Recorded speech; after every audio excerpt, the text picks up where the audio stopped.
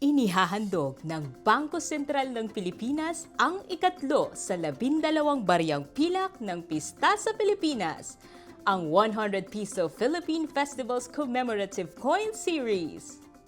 Para sa buwan ng Marso, tampok ang Kaamulan Festival ng Bukidnon.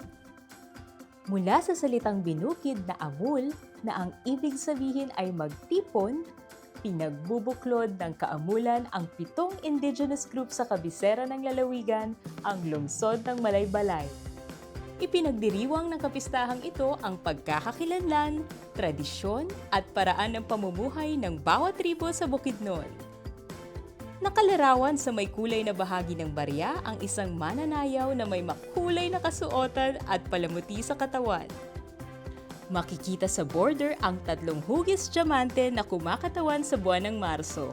At sa ibabang bahagi naman ay may balangkas na isang palamuti sa ulo, ang Kaamulan Headdress Icon.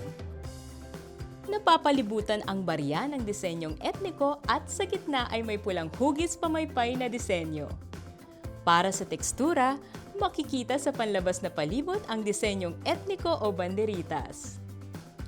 Ang Kaamulan Headdress Icon ay matatagpuan din sa disenyo ng likurang bahagi ng barya kasama ang iba pang festival icons.